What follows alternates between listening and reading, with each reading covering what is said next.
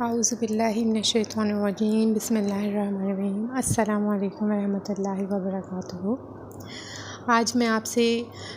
اس بارے میں بات کرنا چاہتی ہوں کہ جب ہم کوئی دعا مانگتے ہیں تو وہ کیوں قبول نہیں ہو پاتی یا اسے اتنا وقت کیوں لگ جاتا ہے۔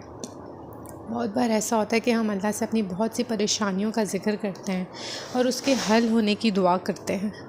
لیکن بار بار ایک دعا کرتے کرتے ہم شاید تھک جاتے ہیں، نا امید سے ہو جاتے ہیں، لیکن وہ پھر بھی دعا قبول کیوں نہیں ہوتی، اس کی وجہ کیا ہے؟ تو اس وجہ کو آج میں بتانا چاہتی ہوں آپ کو کہ جب ہم اپنے ہر اس کام کو کر رہے ہوتے ہیں جسے اللہ نے کرنے سے منع کیا، اور اس کی سب سے بڑی وجہ ہمارے اللہ کی ناراضگی ہوتی ہے ہم سے، جسے ہم سمجھ ہی نہیں پاتے۔ ہم اپنی دنیاوی زندگی میں اتنے مشغول ہوتے ہیں کہ شاید ہم بھول جاتے ہیں کہ ہماری دعا قبول نہ ہونے کی وجہ یہ بھی ہو سکتی ہے کہ شاید ہمارا رب ہم سے ناراض ہے،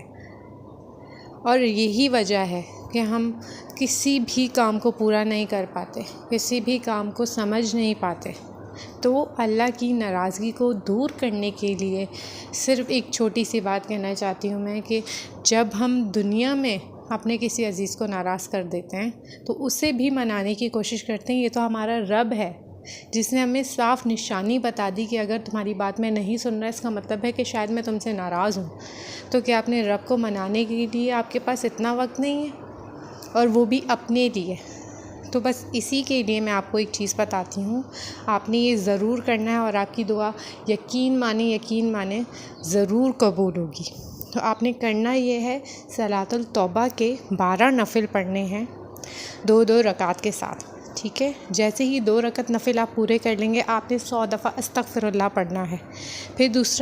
دوسری رکعت پڑھنی ہے آپ نے، پھر استغفر اللہ، یعنی اس طریقے سے آپ نے 1200 مرتبہ استغفر اللہ کی تسبیح کرنی ہے اور 12 نوافل پڑھنے ہیں، اور اینڈ میں اللہ سے دعا مانگنی ہے اور اپنے ہر اس گناہ کی توبہ کرنی ہے جسے آپ جانتے اور شاید جسے آپ نہیں جانتے۔ تو یقین جانیں کہ اللہ کے راضی ہوتے ہی آپ کا ہر وہ کام ہوگا جو پورا نہیں ہو رہا تھا، ہر وہ کام ہوگا جسے شاید آپ کرنا چاہتے ہیں اور اسے نہیں کر پا رہے۔ اور میں ہمیشہ آخر میں ایک بات کہتی ہوں، جو بھی وظیفہ کریں، جو بھی نفل پڑھیں، اسے پورے یقین کے ساتھ پڑھیں، اس میں بھروسہ رکھیں کہ بے شک ہمارا رب بے نیاز ہے، وہ ہر چیز پر قادر ہے، وہ ہمیں ضرور عطا کرے گا۔ ہر چیز میں دیر سویر ہو سکتی ہے، لیکن اللہ کبھی بھی اپنے بندوں کو خالی ہاتھ جانے نہیں دیتا۔